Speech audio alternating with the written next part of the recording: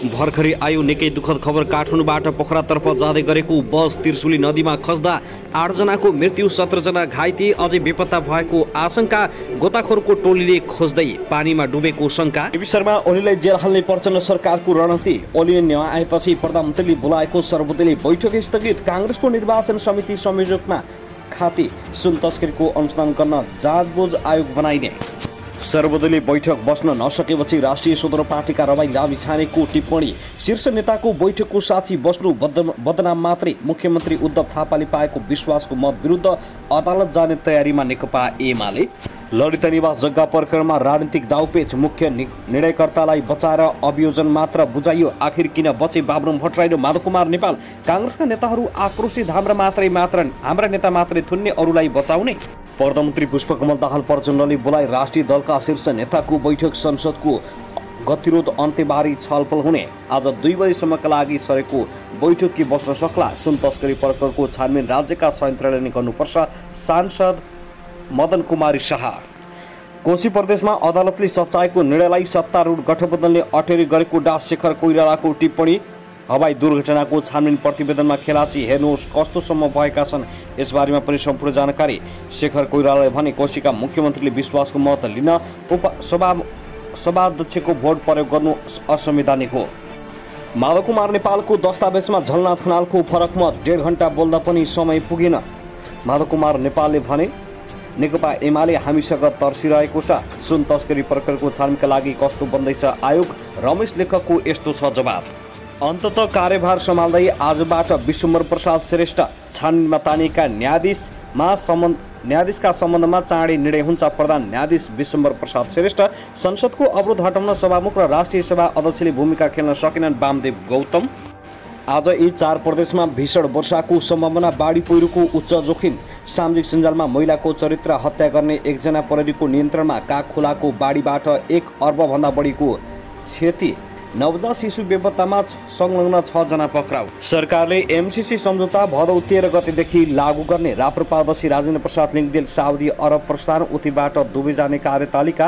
9 महिनामा प्रदेशको कुर्चीको चक्कर। संहितामाथि कोशीले निम्ताएका प्रश्न। केन्द्रीय कमिटीमा माधवकुमार नेपालले भने माधवकुमार नेपालको प्रतिवेदन पार्टी चाहे जसरी अगाडि बढ्न सकेन। सुन तस्करी छानबिनका लागि उच्चस्तरीय समितिको मस्यौदा तयार। ललिता निवास जग्गा प्रकरणमा पूर्व प्रधानमन्त्रीहरू नेपाल र भट्टराईलाई सिआइबीको क्लिन चिट। र अटोमेसनबाट मुद्दाको व्यवस्थापन गर्ने नवनियुक्त प्रधान न्यायाधीश विश्वम्भर प्रसाद श्रेष्ठको निर्णय। एकीकृत समाजवादीको केन्द्रीय समिति बैठक आज पनि बस्दै। नारायणघाट र मोगली सडक खण्ड दुईतर्फी रूपमा सञ्चालन। अब हेर्नुहोस् पूरा समाचार।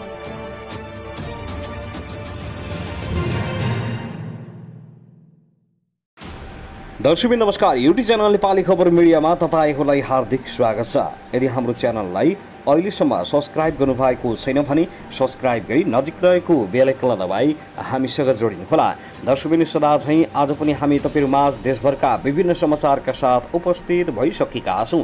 यो भिडियोलाई अन्तिमसम्म हेर्नुहोला। साथै कहाँ हेर्दै हुनुहुन्छ, के भन्न चाहनुहुन्छ, तपाईको मनमा लागेका प्रतिक्रिया कमेन्ट बक्समा छोड्न नभुल्नुहोला। दर्शक के तपाईँ हाम्रो च्यानलमा नियमित श्रोता हुनुहुन्छ? यदि नियमित हुनुहुन्छ भने तल कमेन्ट बक्समा नियमित अथवा रेगुलर लेख्नुहोस्। नयाँ हुनुहुन्छ भने सब्स्क्राइब गर्न नभुल्नुहोस् ताकि नयाँ अपडेटका साथ हामी तपाईहरुमाझ हरपल उपस्थित भइराख्नेछौँ। हाम्रा समाचार अपडेटहरू तपाईहरूलाई के कस्तो लागिरहेका छन्, सल्लाह सुझाव प्रतिक्रिया छोड्न नभुल्नुहोला। समाचारहरू सबै अत्यन्तै महत्त्वपूर्ण छन्, त्यसकारणले पनि अन्तिमसम्म हेर्न नछुटाउनुहोला। दर्शक आउनुहोस् आजको पहिलो खबरतर्फ लागौ। सर्वोच्च अदालतमा भदौ 11 गतेदेखि अटोमेसनबाट मुद्दाको व्यवस्थापन गरिने भएको छ। नवनियुक्त प्रधान न्यायाधीश विश्वम्भर प्रसाद श्रेष्ठले अटोमेसनबाट मुद्दाको व्यवस्थापन गर्ने पेशी तोक्ने पहिलो निर्णयमा हस्ताक्षर गरेर कार्यभार सम्हालेका अदालतका सूचना अधिकारी गोविन्द प्रसाद घिमिरेले जानकारी दिए। उनले राष्ट्रपति रामचन्द्र पौडेलबाट शपथ लिएका हुन्। हिजो यसअघि मुद्दाको व्यवस्थापन फाँटका कर्मचारीले तोक्दै आएका थिए। त्यसरी अटोमेसनबाट मुद्दाको व्यवस्थापन भएपछि गोलापर्थाबाट इजलास तोकिने सर्वोच्च अदालतले जनाएको छ। नेपाल बार एसोसिएसनले अटोमेसनबाट मुद्दाको पेशी तोक्न दबाब दिँदै आएको थियो। संवैधानिक परिषदबाट प्रधान न्यायाधीशमा सिफारिस श्रेष्ठलाई संसदीय सुनाई समितिको हिजोको बैठकले सर्वसम्मतले अनुमोदन गरेपछि राष्ट्रपति पौडेलले नियुक्ति गरेका थिए। विक्रम सम्वत 2016 असोज 20 मा डोटी जिल्लामा जन्मिएका प्रधान न्यायाधीश श्रेष्ठ 2038 चैत्र 27 गते न्याय सेवामा प्रवेश भई 2045 जेठ 3 गतेबाट न्यायाधीशका रूपमा कार्य प्रारम्भ गरेका थिए। 2073 साउन 17 गतेदेखि सर्वोच्च अदालतको न्यायाधीशका रूपमा काम थालेका उनी यसअघि सर्वोच्च अदालतमा वरिष्ठतम न्यायाधीशका रूपमा काम गरिरहेका थिए। दर्शकवृन्द, त्यसगरी आउनुहोस् अब अर्को अत्यन्तै दुःखद खबरतर्फ लागौँ। काठमाडौँबाट पोखरा जाँदै गरेको यात्रुवाहक बस आज बिहान त्रिशुली नदीमा खस्दा 8 जनाको मृत्यु भएको छ। प्रदेश 301-005 ख 9952 नम्बरको बस पृथ्वी राजमार्ग अन्तर्गत धादिङको गजुरी गाउँपालिका 1 छहारामा सडकबाट करिब 40 मिटर तल नदीमा खसेको हो। दुर्घटनामा मृत्यु हुनेमा 6 पुरुष र 2 महिला रहेका छन्। उनीहरूको परिचय खुलि नसकेको जिल्ला प्रहरी कार्यालय धादिङका डिएसपी सन्तु जयसवालले जानकारी दिए। उनका अनुसार घटनास्थलमा अहिले उद्धार कार्य जारी छ। उद्धारमा नेपाली सेना, सशस्त्र, नेपाल प्रहरी र ट्राफिक प्रहरी खटिएका छन्। बसबाट 8 जनालाई उद्धार गरी नजिकैको अस्पतालमा पठाइएको डिएसपीले बताएका छन्। उनका अनुसार बस अनियन्त्रित भएर सडकबाट खसेको थियो। बसका चालक सहचालक को हुन् र बसमा कतिजना यात्रु थिए भन्ने बारे अहिलेसम्म खासै यकिन भएको छैन। बसको आधा भाग पानीमा डुबेकाले त्यहाँ केही यात्रु च्यापिएको हुन सक्ने र केही उछिटिएर नदीमा बगेको हुन सक्ने आशंका गरिएको छ। साथै प्रधानमन्त्री पुष्पकमल दाहाल प्रचण्डले त्रिशुलीमा भएको बस दुर्घटनाप्रति दुःख व्यक्त गरेका छन्। प्रधानमन्त्री दाहालले घाइते यात्रुहरूको शीघ्र स्वास्थ्य लाभको कामना गर्दै उद्धार कार्य प्रभावकारी बनाउन गृह प्रशासन, सुरक्षा अङ्ग र स्थानीय प्रशासन लगायत सम्बन्धित सबैलाई निर्देशन दिएका छन्। काठमाडौँबाट पोखरातर्फ जाँदै गरेको प्रदेश 301-005 ख 9972 नम्बरको बस बुधबार बिहान अनियन्त्रित भई त्रिशुली नदीमा सडकबाट खसेको थियो। उक्त दुर्घटनामा 8 जनाको मृत्यु भएपछि प्रधानमन्त्री प्रचण्डको संवेदना प्रकट आएको हो। दर्शकहरू, त्यसगरी संसदको अवरोध हटाउनका लागि प्रधानमन्त्री पुष्पकमल दाहाल प्रचण्डले बोलाएको बैठकमा सहमति भएको छ। असोज 5 मा आयोग गठन गरे सोही दिनदेखि छानबिन आयोगले काम थाल्ने सहमति भएको हो। संघीय संसदमा उपस्थित राष्ट्रिय मान्यता प्राप्त दलहरूबीच संघीय संसदमा जारी अवरोध हटाउने सहमति भएको हो। सहमतिको पहिलो बुँदामा साउन 2 मा विदेशबाट अवैध ढङ्गले पैठरी तस्करी गरिएको सुन त्रिभुवन अन्तर्राष्ट्रिय विमानस्थलबाट बाहिर लगिरहेको अवस्थामा राजस्व अनुसन्धान विभागबाट बरामद घटनाको नेपाल प्रहरीको केन्द्रीय अनुसन्धान ब्युरो सिआइबीले अनुसन्धान छानबिन गरिरहेकाले उसैले नै संलग्न व्यक्तिहरूलाई अभियोजन गर्ने उल्लेख गरिएको छ। सहमतिको दोस्रो बुँदामा विदेशबाट इलेक्ट्रिक सिगरेट भेप्समा सुन राखी अवैध पैठारी तस्कर गरिएको, साउन 2 मा ब्रेक्सुमा राखी अवैध पैठारी तस्करी गरिएको सुन लगायत पटक पटक सुन तस्करी भई मुलुकभित्र आइरहेको विषयलाई गम्भीरतापूर्वक लिई स्वतन्त्र र निष्पक्ष छानबिन गर्न आयोग गठन गर्ने उल्लेख गरिएको छ। आयोग असोज 5 मा गठन हुने र त्यसले तस्करी जन्य कार्यको पूर्ण रूपमा नियन्त्रण गर्न मौजुदा कानुनमा गर्नुपर्ने परिमार्जन, संरचनागत सुधार र सुन तस्करी सम्बन्धमा भएका छानबिन अनुसन्धानबारे समेत अध्ययन गरी सुझाव सहितको प्रतिवेदन पेश पर्ने उल्लेख गरिएको छ। सहमतिमा भनिएको छ, जाँच आयोग ऐन 2026 बमोजिम 2080 असोज 5 गते नेपाल सरकारले आयोग गठन गरी त्यसै दिनदेखि आयोगले कार्य प्रारम्भ गर्नेछ। सहमति पत्रमा नेपाली काङ्ग्रेसका प्रमुख सचेतक रमेश लेखक, एमाले प्रमुख सचेतक पदम गिरी, माओवादी केन्द्रका प्रमुख सचेतक हितराज पाण्डे, रासोपाका प्रमुख सचेतक सन्तोष परिवार, राप्रपाका प्रमुख सचेतक ज्ञानेन्द्र बहादुर साई, जसपाका प्रमुख सचेतक प्रदीप यादव र जनमतका प्रमुख सचेतक अब्दुल खानले हस्ताक्षर गरेका छन्। साउन 10 गतेदेखि जारी संसदको अवरोध खोल्नका लागि बुधबार बिहान पौने 12 बजेदेखि प्रधानमन्त्री तथा मन्त्री परिषदको कार्यालय सिंहदरबारमा बैठक बसेको थियो। बैठकमा प्रमुख प्रतिपक्षी दलका नेता केपी शर्मा ओली, काङ्ग्रेस सभापति देउबा, उप प्रधानमन्त्री दयपूर्ण बहादुर खड्का, गृहमन्त्री नारायण काजी श्रेष्ठ, एमाले संसदीय दलका उपनेता सुभाष नेमाङ, रासोपाका उपसभापति डिपी अर्याल, प्रमुख सचेतक सन्तोष परिवार, काङ्ग्रेस प्रमुख सचेतक रमेश लेखक, एमाले प्रमुख सचेतक पदम गिरी, माओवादी केन्द्रका प्रमुख सचेतक हितराज पाण्डे, जसपाका लगायत नेताहरू सहभागी थिए। दर्शकहरू, त्यसगरी नेकपा एकीकृत समाजवादीको केन्द्रीय समिति बैठकमा अध्यक्ष माधव कुमार नेपालको राजनीतिक प्रतिवेदनमाथि केन्द्रित रहेर सदस्यहरूले धारणा राख्ने क्रम जारी छ। बैठकमा धारणा राख्न एकजना सदस्यलाई 5 मिनटको समय छुट्याइएको छ। बैठकको दोस्रो दिन बुधबार 11 बजेसम्म 30 जना नेताहरूले धारणा राखिसकेको प्रचार विभाग प्रमुख जगन्नाथ खत्रीवालले जानकारी दिए। बुधबार बिहान 8 बजेबाट सुरु भएको बैठकमा घनप्रसाद गौतम, ठगेन्द्र प्रकाश पुरी, अमृत तिमिलसेना, बागगोपाल थापा, बुद्धि विलास भण्डारी, टीकाराम शर्मा, अमरनाथ शर्मा, नरेन्द्र दीर्घ डोसारी, शेरबहादुर कुँवर, झम्क कडेल लगायतले बोलिसकेका छन्। त्यसगरी पुडा जोशी, लालबहादुर थापा, धर्म पौडेल, सापाङ पाङसाङ शेर्पा, धनराज आचार्य, शान्ता पाखरिन, सोम सापकोटा, हस्तछाई, शिवराज बिस, सिदुर बिस, विष्णु लम्साल लगायतले पनि धारणा राखेका छन्। एकीकृत समाजवादीमा झण्डै 400 जना केन्द्रीय सदस्य रहेका छन्। केन्द्रीय सदस्यले बोल्ने क्रम सकिएपछि अध्यक्ष माधव कुमार नेपालले जवाब दिन सक्ने बताइएको छ। दर्शक महानुभाव, त्यसगरी नेपाल प्रहरीको केन्द्रीय अनुसन्धान ब्युरो CIB ले ललिता निवासको सरकारी जग्गा हिँडबिना प्रकरणको अनुसन्धान पूरा गरी मङ्गलबार काठमाडौँ जिल्ला सरकारी वकिलको कार्यालयमा रायसहितको प्रतिवेदन बुझाएको छ। झण्डै 700 पृष्ठ लामो अनुसन्धान प्रतिवेदनमा CIB ले ललिता निवासको 279 रोपनी 9 आना 3 दाम मध्ये 143 रोपनी 6 आना 3 पैसा 3 दाम सरकारी जग्गा योजनाबद्ध रूपमा सङ्गठित समूहले कृत्य गरेको अनुसन्धान प्रतिवेदनको निष्कर्ष छ। 57 दिन लगाएर गरिएको अनुसन्धानमा 4 जना पूर्व मन्त्री सहित 238 जनालाई प्रतिवादी बनाएर 17 अर्ब 35 करोड जरिवाना तथा 10 वर्ष कैद सजाय माग गर्न माग गरिएको छ। CIB का प्रहरी वरिष्ठ उपरीक्षक दिनेश राज आचार्यले ललिता निवासको सरकारी जग्गा 4 चरणमा योजनाबद्ध रूपमा सङ्गठित गिरोहले कृत्य गरी हिनाबिना गरेको पाइएको जानकारी दिए। CIB ले अनुसन्धान प्रतिवेदन बुझाउने अन्तिम तयारीको चरणमा छ। 6 जनाले 3 रोपनी 14 आना 2 दाम जग्गा सरकारको नाममा फिर्ता लिने लिखित कागज गरेका छन्। गीता गौतम खनालले 10 आना 2 दाम, गोविन्दलाल सङ्गैले 6 आना 2 पैसा 2 दाम, नेतु गुरुङ लगायतले 1 रोपनी 4 आना जग्गा फिर्ता गरेको प्रहरीले जनाएको छ। त्यसैगरी सिपिका खेतानले 7 आना 3 पैसा, सज्जक चाचान र देवासी गोयलले 8 आना र सीता ओझा गौतमले 10 आना जग्गा फिर्ता गर्ने कागज गरेका छन्। दर्शक महानुभाव, त्यसगरी पुष्पकमल दाहाल नेतृत्वको वर्तमान सरकारका अधिकांश मन्त्री गुमगाम छन्।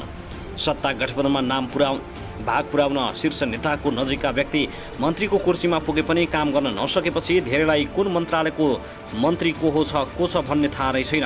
मन्त्रीको कामै नभएपछि मन्त्रीलाई कसरी चिन्ने भन्ने प्रश्न उठेको छ।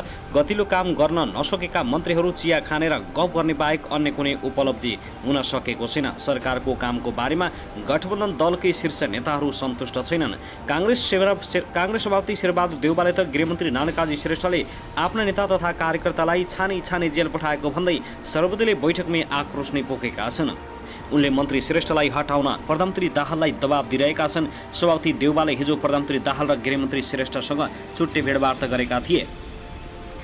मङ्गलबार नै गठबन्धन सरकारमा नेपाली काङ्ग्रेसबाट सरकारको नेतृत्व गरिरहेका उपप्रधान तथा रक्षा मन्त्री पूर्णबहादुर खड्काले आफ्नो पार्टीबाट सरकारमा सहभागी भएका सबै मन्त्रीसँग छलफल गरेका छन्। हाल क्यानाडामा रहेका अर्थमन्त्री डा प्रकाश शरण महत बाहेक अरू 7 मन्त्रीसँग आफ्नै कार्यकक्षमा भेटेका पार्टीका उपसभापति समेत रहेका खड्काले कुनै उपलब्धिमूलक विषय नउठाएको छलफलमा बसेका मन्त्रीहरूले नै बताएका छन्। यसअघि कार्यवाहक प्रधानमन्त्री हुँदा गठबन्धनका सबै मन्त्रीसँग छलफल गरेका रक्षा मन्त्री खड्काले मङ्गलबार काङ्ग्रेसका मन्त्रीसँग मात्रै भेटे। मङ्गलबार संसद बैठक र मन्त्री परिषद बैठक बस्न नसकेपछि पार्टीका मन्त्रीहरू एक ठाउँमा जम्मा भए चिया मात्रै खाएको शहरी विकास मन्त्री सीता डुङ्गुरुङले बताइन्। मन्त्री गुरुङले भनिन्, खाजा खाने बाहेक अन्य केही काम छैन। सरकारको समीक्षाबारे सामान्य कुराकानी भएको छ। दर्शक महानुभाव, त्यसगरी नेपाली प्रहरीको केन्द्रीय अनुसन्धान ब्युरो CIB ले ललिता निवासको सरकारी जग्गा हिँडबिना प्रकरणमा पूर्व प्रधानमन्त्रीहरूलाई नै उन्मुक्ति दिएको छ।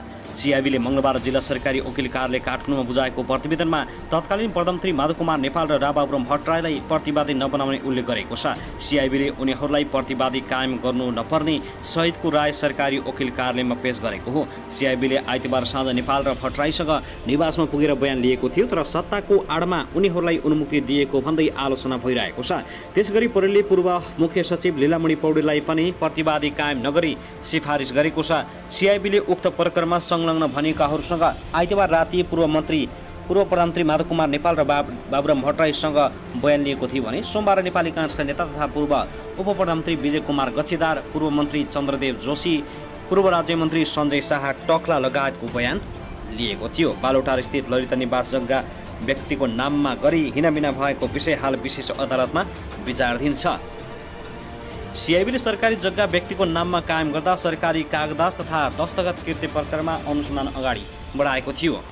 दर्शकबिन त्यसगरी आउनुहोस् अब अर्को खबरतर्फ लागौँ। अर्थ मन्त्रालय र अमेरिकी सरकार अन्तर्गतको मिलेनियम च्यालेन्ज कर्पोरेसन एमसिसी बीच 6 वर्ष अघि भएको मिलेनियम च्यालेन्ज सम्झौता कम्प्याक्टको पूर्ण रूपमा लागू हुने मिति एन्ट्री इन्टु फोर्स EIF तोकिएको छ। गत साउन 31 गते बसेको मिलेनियम च्यालेन्ज एकाउन्ट नेपाल विकास समिति MCA नेपालको सञ्चालक समिति ब्याङ्कले भदौ 13 लाई EIF मिति तोकेको MCA नेपालले जनाएको छ।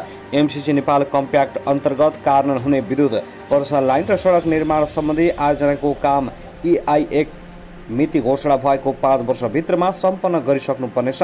यसरी 5 वर्षको गणना थालिने अवधि यही भदौ 13 गतिलाई तोकिएको छ।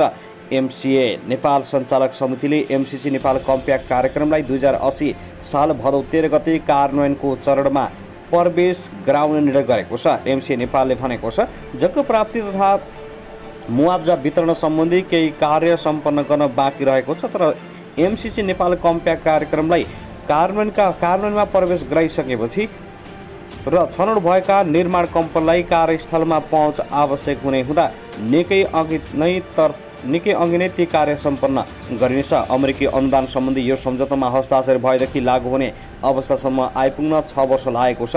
अर्थ मन्त्रालय र MCC बीच 2074 भदौ 29, 2017 सेप्टेम्बर 14 मा भएको सम्झौता 2078 फागुन 15 गतेको संसद बैठकबाट 12 बुँदे व्याख्यात्मक घोषणासहित अनुमोदन भएको थियो। कम्प्याक्ट अनुसार EIF पछि MCC लागू हुने 5 वर्षीय अवधिको गणना सुरु हुनेछ। दर्शकबिन त्यसगरी आउनुहोस् अब अर्को खबरतर्फ लागौँ। बहालवाला न्यायाधीशको नेतृत्वमा आयोग अहिलेको मुद्दाको मिसिल पनि अध्ययन गर्न सक्ने देखिएको छ। सुन तस्करी प्रकरणको समग्र अध्ययनका लागि प्रस्तावित जाँचबुझ आयोगको नेतृत्व बहालवाला न्यायाधीशले गर्ने गरी मस्यौदा तयार भएको छ। प्रमुख 3 दलका प्रतिनिधि रहेको कार्यदलले आयोगको नेतृत्व बहालवाला न्यायाधीशले गर्ने र अहिले भएको अनुसन्धानको मिसिल समेत अनुसन्धान गर्न सक्ने गरी मस्यौदा तयार पारेको हो। तर समय अभावका कारण हिजो मङ्गलबार शीर्ष तहको बैठक बस्न नसक्दा मस्यौदाले अन्तिम रूप पाउन सकेको छैन। कार्यदल सदस्य एमाले संसदीय दलका उपनेता सुभाष चन्द्र नेमाङले सहमतिमै मस्यौदा तयार पारिएको बताए। उनले भने सहमतिमै मस्यौदा तयार पारेका छौँ, शीर्ष नेताहरूको व्यस्तताका कारण बैठक बस्न सकेन। आज बुधबार बिहान 11 बजे बस्ने बैठकमा पेश गर्छौँ। नेताहरूले टुङ्ग्याएपछि आयोग गठनको प्रक्रिया अगाडि बढ्छ। नेमाङसहित काङ्ग्रेस प्रमुख सचेतक रमेश लेखक र माओवादी प्रमुख सचेतक हितराज पाण्डेलाई मस्यौदा बनाउने जिम्मेवारी दिएको थियो। 3 सदस्यीय कार्यदलले तयार पारेको मस्यौदामा जाँचबुझ आयोग ऐन 2026 अनुसार उच्च अदालतका बहालवाला 5 सदस्यीय आयोग बनाउने प्रस्ताव गरिएको छ। सदस्यमा सरकारी वकिलदेखि राजस्व विभागका अधिकारीसम्म राख्न सक्ने रहेछ। ऐनमा उल्लेख भए अनुसार आयोगले अदालत सरह अधिकार पाउनेछ। यसले बयान लिने, म्याद तामेल, लिखित पेशको आदेश प्रमाण बुझ्ने, सरकारी वा सार्वजनिक कार्यालय तथा अदालतबाट लिखत झिकाउने अधिकार आयोगलाई दिएको छ।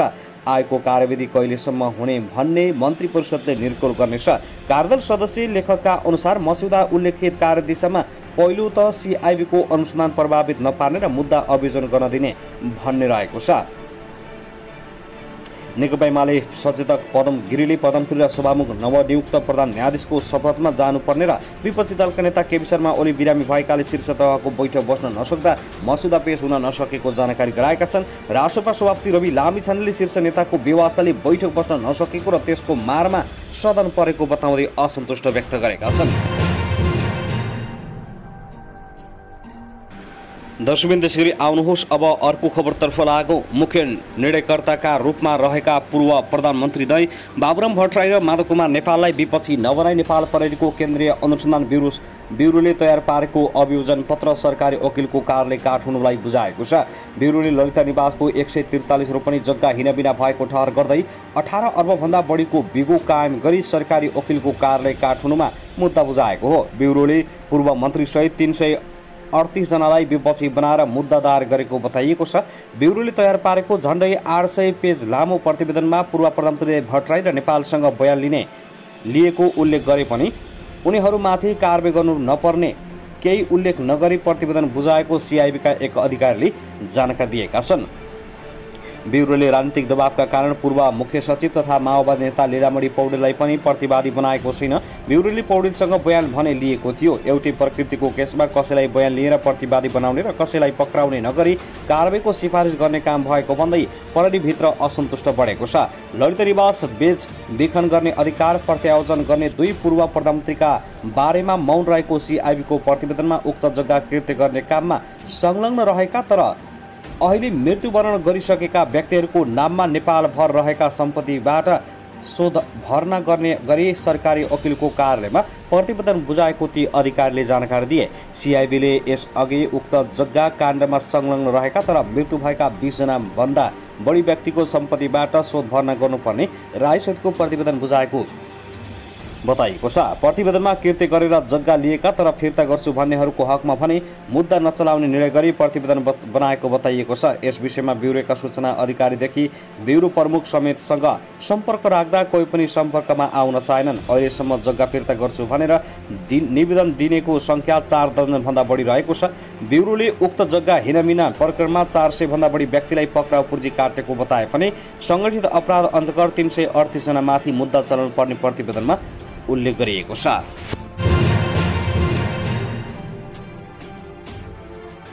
दर्शकवृन्द, त्यसगरी आउनुहोस् अब अर्को खबरतर्फ लागौ। कोशी, बागमती, गण्डकी र सुदूरपश्चिमका थोरै स्थानमा आज बुधबार मेघगर्जन र चट्याङसहित भारीदेखि अति भारी वर्षाको सम्भावना छ। मौसम पूर्वानुमान महाशाखाका अनुसार अहिले कोशी, बागमती, गण्डकी र लुम्बिनी प्रदेशका केही र बाँकी भूभागका थोरै स्थानमा हल्कादेखि मध्यम वर्षा भइरहेको छ। दिउँसो कोशी र गण्डकी प्रदेश लगायत देशका पहाडी भूभागका केही र बाँकी प्रदेशका थोरै स्थानमा हल्कादेखि मध्यम वर्षाको सम्भावना रहेको महाशाखाले जनाएको छ। कोशी, गण्डकी र लुम्बिनी प्रदेशका 1-2 स्थानमा मेघगर्जन र चट्याङसहित भारी वर्षाको सम्भावना छ। आज राति देशभर सामान्यदेखि पूर्ण बदली रहनेछ। कोशी, मधेस, बागमती, गण्डकी र लुम्बिनी, त्यसैगरी सुदूरपश्चिम प्रदेशका केही र बाँकी प्रदेशका थोरै स्थानमा हल्कादेखि मध्यम वर्षाको सम्भावना रहेको महाशाखाले जनाएको हो। त्यसैगरी आउनुहोस् अब अर्को खबरतर्फ लागौ। सामाजिक सञ्जाल फेसबुक मेसेन्जर मार्फत महिलाको चरित्र हत्या गरेको अभियोगमा प्रहरीले एकजनालाई पक्राउ गरेको छ। अर्घाखाँची भूमिका स्थित नगरपालिका 4 घर भई हाल ललितपुर महानगरपालिका 19 कुमारी पाटी बस्ने 29 वर्षीय तुफान केसी पक्राउ परेका हुन्। केसीलाई प्रहरी प्रधान कार्यालय साइबर ब्युरो भोटा हेटीबाट खटिएको प्रहरीले काठमाडौँबाट पक्राउ गरेको केन्द्रीय प्रहरी प्रवक्ता तथा प्रहरी नायब महानिरीक्षक कुबेर कठायतले जानकारी दिए। कठायतका अनुसार फेसबुक मेसेन्जरमा अश्लीलता प्रदर्शन गरेको र यस्ता गतिविधि नगर्न आग्रह गर्दा पीडितले फेसबुकमा पोस्ट गरेका तस्बिरमा अश्लील र अपमानजनक शब्द प्रयोग गरी चरित्र हत्या गरेको उजुरीको आधारमा साइबर ब्युरोले पक्राउ गरेको हो। नेपाल प्रहरी प्रधान कार्यालय साइबर ब्युरो भोटा हेटीबाट खटिएको प्रहरीले प्राविधिक अनुसन्धान र विश्लेषण गर्दा केसीको संलग्नता खुल्न आएको प्रहरीले जनाएको छ।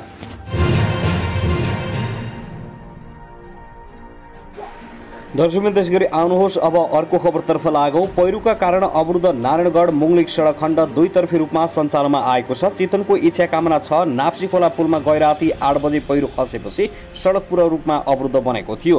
पहिरो हटाएसँगै सवारी साधन आफ्नो गन्तव्यतर्फ लागेका छन्। पहिरोका कारण नारायणगढ मुङलिक सडक खण्ड पटक पटक रूपमा अवरुद्ध हुँदै आएको छ। दर्शकवृन्द, त्यसगरी आउनुहोस् अब अर्को खबरतर्फ लागौँ। सुन तस्करी घटना छानबिनका लागि जाँच आयोग गठनको घोषणा गरेर संसदको गतिरोध खोल्न दलहरूबीच भइरहेको पहलमा एमाले अध्यक्ष केपी शर्मा ओली बाधक बनेका छन्। एमालेकै माग अनुसार सत्तापछि जाँच आयोग गठनका लागि लचक बने पनि मङ्गलबार अपराह्न प्रधानमन्त्री पुष्पकमल दाहाल प्रचण्डले बोलाएको सर्वदलीय बैठकमा ओली उपस्थित भएनन्।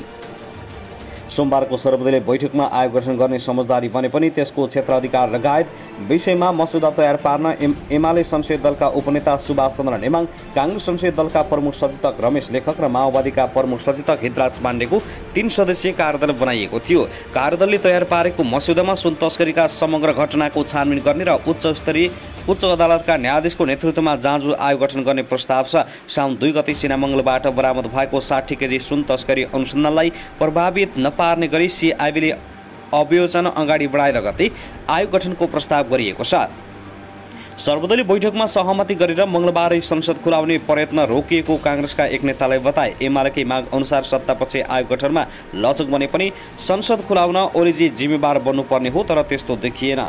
संसद बैठक बुधबार राखिएकाले त्यसअघि सहमति बनाउन प्रधानमन्त्रीले सर्वदलीय बैठक बोलाएका छन्। सोमबारको समझदारीबाट एमाले दायाँ बायाँ भएको छैन। बुधबार प्रधान न्यायाधीशको शपथका कारण छलफलका लागि पर्याप्त समय नहुने भएकाले बैठक सारिएको हो, अन्यथा केही होइन। एमाले सचेत पदम गिरीले भने आयोग गठन गर्ने घोषणा गरेर बुधबारै संसदको अवरोध खुलाउने दिशामा सहमति बन्न सक्छ।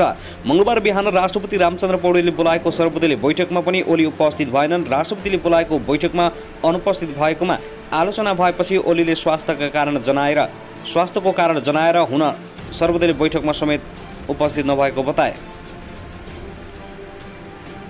स्वास्थ्यको कारण उपस्थित हुन नसकेको बताए पनि बिहान 11 बजे अमेरिकी राजदूत डीआर थम्सनसँग ओलीले भेट गरेका थिए भने साँझ निवासमा मुख्य नेताहरूसँग आन्तरिक छलफलमा जुटेका थिए। तत्कालीन राष्ट्रपति विद्यादेवी भण्डारीले नागरिकता विधेयक रोक्नेदेखि संसद विघटनको घटनासम्म देखाएको सक्रियताको प्रतीक्षा गर्दै आएका ओली अहिले आएर राष्ट्रपति सक्रिय भएको भन्दै अनुपस्थित हुनुलाई सत्तापक्षले अर्थरूपमा लिएको छ।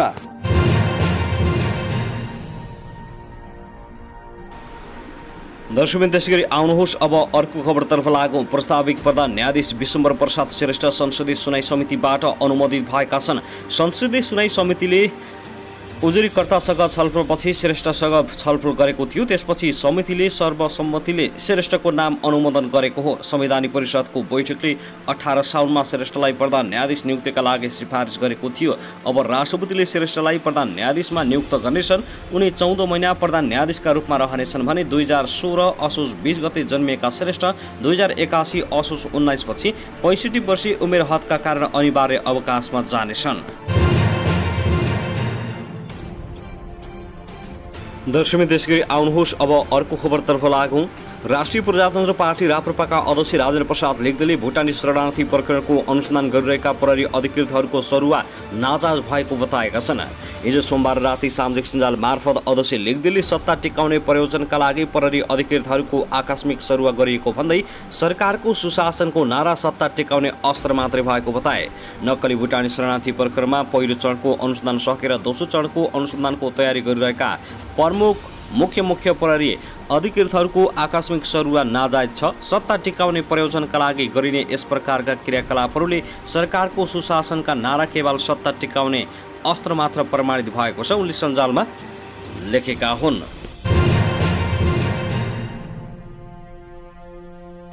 दर्शकबिन त्यसैगरी आउनुहोस् अब अर्को खबरतर्फ लागौँ। नेपालको गोलभेडामा लगाइएको प्रतिबन्ध फुकुवा भएपछि 2 सातामा 6,70,000 किलो गोलभेडा भारत निकासी भएको छ। यद्यपि यो विवरण सरकारी निकायमा निर्यातको प्रक्रिया पूरा गरेर भएको निर्यातको मात्रै हो। व्यवसायीहरूका अनुसार भन्सार प्रक्रिया पूरा नगरी योभन्दा धेरै परिणामको गोलभेडा भारत निर्यात भएको अनुमान गरिएको छ। आफ्नो बजारमा गोलभेडाको मूल्य उच्च भएपछि 21 सालमा भारतले नेपालको गोलभेडा माथिको प्रतिबन्ध फुकाइ गरेको थियो। त्यस यताको 1 भदौसम्म वीरगञ्ज, काकडभिट्टा, भैरवा भन्सार भएर गोलभेडा निर्यात भएको त्यहाँका भन्सार कार्यालयहरूले जानकारी दिएका छन्। 3 भन्सार कार्यालयको विवरण हेर्दा 1 भदौसम्म 6,69,680 किलो गोलभेडा नेपालबाट भारत निर्यात भएको छ। कुल मूल्य 80,36,160 रुपियाँ हुन आउँछ। भन्सार कार्यालयहरूको विवरण अनुसार नेपालबाट निर्यात भएको गोलभेडाको औसत निर्यात प्रति किलो मूल्य 12 रुपियाँ रहेको छ। वीरगञ्ज भन्सार कार्यालयबाट यस अवधिमा सबैभन्दा धेरै गोलभेडा भारत निकासी भएको भन्सारका सूचना अधिकारी रामचन्द्र ढकालले जानकारी दिए। वीरगञ्जबाट 73,69,465 रुपियाँ बराबरको 6,37,680 किलो गोलभेडा निर्यात भएको छ। त्यस्तै मेची भन्सार कार्यालय काकडभिट्टाबाट 25 किलो गोलभेडा भारत निर्यात भएको छ। भन्सार प्रमुख रामप्रसाद रेग्मीका अनुसार निकासी भएको गोलभेडाको मूल्य 3 लाख रुपियाँको हाराहारी छ। त्यसैगरी भैरवा भन्सारबाट जम्मा 7,000 किलो गोलभेडा भारत गएको छ, जसको मूल्य 1 लाख रुपियाँ हाराहारी आएको छ। भन्सार प्रमुख मणिराम पौडेलका अनुसार यो नाका भएर गोलभेडाको निर्यात भर्खरै सुरु भएको छ। अहिले वीरगञ्ज भैरवाबाट गोलभेडाको निर्यात नियमित रहे पनि मेची भन्सारबाट भने रोकिएको छ। भारततर्फ नै गोलभेडाको उत्पादन बढेको र उल्टै भारततर्फबाट गोलबेडा आयात हुन थालेको भन्सार प्रमुख रेग्मीले बताए। भारतमा गोलबेडाको मूल्य खुद्रामै भारु 200 रुपियाँ नागेपछि नेपालको गोलबेडाको आयात खुला भएको हो। त्यस अघि पनि नेपालबाट भारतमा गोलबेडा लुकी छिपी गइरहेको थियो।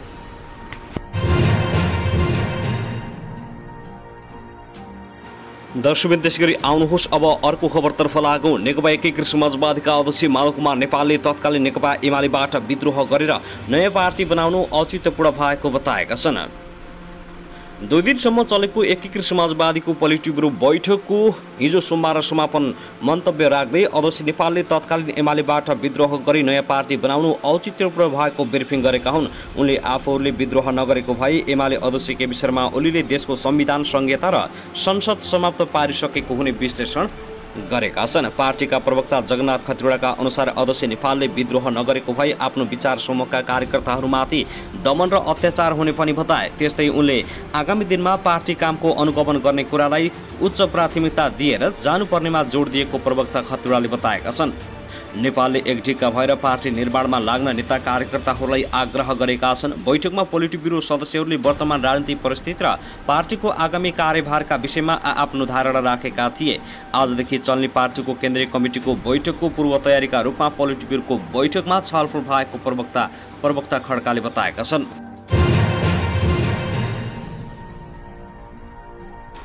दर्शकबिन त्यसैगरी आउनुहोस् अब अर्को खबरतर्फ लागौँ। नक्कली भुटानी शरणार्थी वर्करको अनुसन्धान गरिरहेका 2 प्रहरी वरिष्ठ उपरीक्षक एसएसपी प्रहरी प्रधान कार्यालय तानिएका छन्।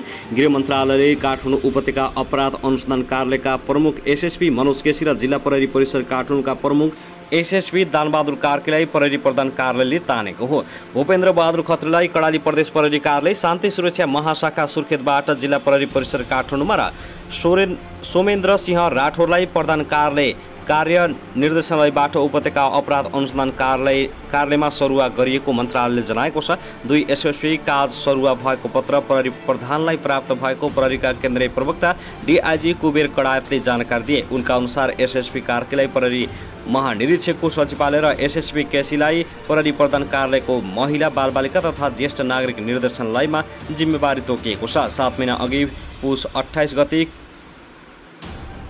केसी काठमाडौँ उपत्यका अपराध अनुसन्धान कार्यालय र कार्की जिल्ला प्रहरी परिसरमा सरुवा भएका थिए। त्यहाँका एसएसपी सानुराम भट्टराईलाई राष्ट्रिय सुरक्षा परिषदको सचिवालयमा पठाइएको डीआईजी कडायतले बताएका छन्। यसअघि शुक्रबारको मन्त्री परिषद बैठकले काठमाडौँ उपत्यका प्रहरी कार्यालयका एआईजी श्यामलाल गेवालले पनि हेडक्वार्टर सरुवा गरेको थियो। नक्कली भुटानी शरणार्थी प्रकरणमा काठमाडौँ उपत्यका अपराध अनुसन्धान कार्यालय र जिल्ला प्रहरी परिसर काठमाडौँका समन्वय गरी अनुसन्धान अगाडि बढाइएको थियो। नक्कली भुटानी शरणार्थी प्रकरणमा पूर्व गृहमन्त्री तथा नेपाली काङ्ग्रेसका प्रभावशाली नेता बालकृष्ण खाँडलाई एसएसपी केसीको नेतृत्वको टोलीले उनकै निवास मज्यु बहालबाट पक्राउ गरेको थियो। पछिल्लो शरणार्थी प्रकरणमा उपत्यका अपराध अनुसन्धान कार्यालयमा थप 18 जनाले यसका प्रमुख योजनाकार केशव दुलाल र सानु भण्डारीमाथि फेरि बयान लिने तयारी गरेको थियो। यसका लागि दोस्रो चरणको अनुसन्धान सुरु गर्न उपत्यका प्रहरी कार्यालयका प्रमुख एआईजी गेवालीले निर्देशन समेत दिइसकेका थिए। पछिल्ला केही सातामा लमजुङ, सुनसरी, सिन्धुपाल्चोक, गोर्खा, ललितपुर, चितवन, काठमाडौँ लगायत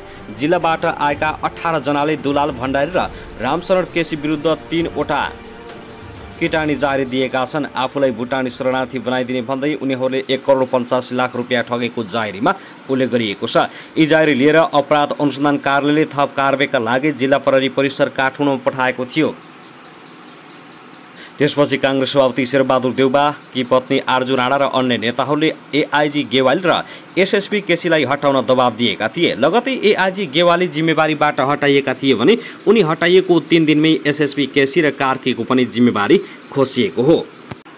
साथै आउनुहोस् अब अर्को खबरतर्फ लागौँ। सङ्घीय संसदको गतिरोध अन्त्य गर्ने विषयमा छलफल गर्न राष्ट्रपति रामचन्द्र पौडेलले मंगलबार सर्वदलीय बैठक आह्वान गरेका छन्। संसदमा प्रतिनिधित्व गर्ने सबै राजनीतिक दललाई मंगलबार बिहान 8:30 बजे राष्ट्रपतिको कार्यालय शीतल निवास बोलाइएको राष्ट्रपति पौडेलका प्रेस सल्लाहकार किरण पोखरेलले जानकारी दिएका हुन्। उनका अनुसार बैठकमा संसदको गतिरोध सहित समसामयिक राजनीतिक विषयमा छलफल हुनेछ। अहिले देखिएका समस्याहरूका बारेमा समेत राजनीतिक दलहरूसँग राष्ट्रपति पौडेलले छलफल गर्ने पोखरेलको भनाइ छ। सुन तस्करी प्रकरणलाई लिएर विपक्षी दलका विपक्षी दल नेकपा एमाले पटक पटक संसद अवरुद्ध पार्दै आइरहेको छ। संसद चल्न नसकेपछि प्रतिनिधि सभाका सभामुख देवराज घिमिरे र राष्ट्रिय सभाका अध्यक्ष गणेश प्रसाद तिमसेनाले यसअघि राष्ट्रपति पौडेललाई भेटी संसदको गतिरोध अन्त्यका लागि पहल गर्न आह्वान गरेका थिए। राष्ट्रपति पौडेलले यसअघि पनि प्रधानमन्त्री पुष्पकमल दाहाल प्रचण्ड, काङ्ग्रेस सभापति देउबासँग परामर्श गरिसकेका छन्।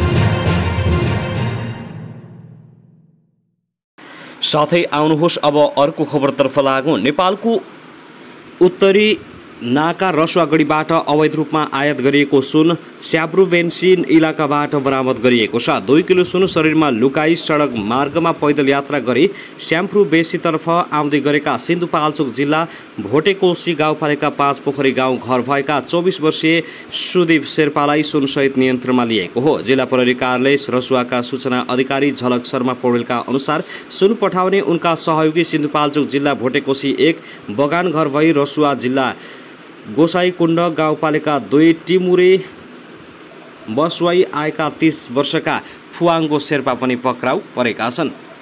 मेटालर 1 किलो गोल्ड लेखिएको 1-1 केजीका 2वटा डल्ला रहेको र सुनको बजार मूल्य भने रु 1 करोड 89 लाख रहेको प्रहरीले जनाएको छ। बरामद गरिएको सुन परीक्षण गर्न र अवैध क्रियाकलाप गर्ने 2 शेर्पा उप कानुनी कारबाहीका लागि राजस्व अनुसन्धान विभाग काठमाडौँमा पठाइसकेको बताइएको छ।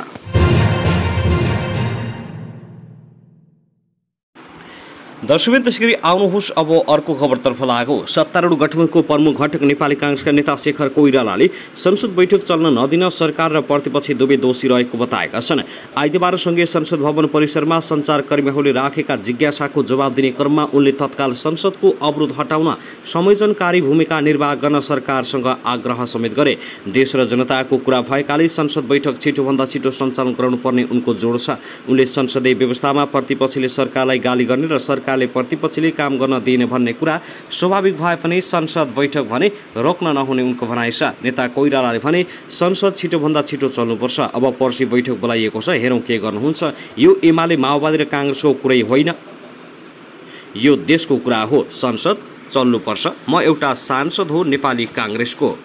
हाम्रो सभापतिजी जो संसदीय दलको नेता हुनुहुन्छ उहाँहरूले कोअर्डिनेट गर्ने कुरा हो, सरकारले कोअर्डिनेट गर्ने कुरा हो। संसद चलाउनु पर्यो। संसदीय व्यवस्थामा प्रतिपक्षले सत्तापक्षलाई अट्याक गर्ने, गाली गर्ने अनि सत्तापक्षले पनि भन्ने प्रतिपक्षले गर्न दिएन, चल्न दिएन भन्ने। तर म के भन्दैछु भने हामी दुईवटै दोषी हौँ। यो सरकारले गर्ने काम हो, प्रतिपक्षले गर्ने काम हो। यो नेपाली काङ्ग्रेस, एमाले, राप्रपा वा कुनै पनि पार्टीको कुरा नै होइन। नेता कोइरालाले सदन चलाउने कुरा देश र जनताका लागि आवश्यक भएकाले त्यस्ता कुरामा राजनीतिक दलहरूले अडान लिन नहुने दोहोऱ्याएका छन्।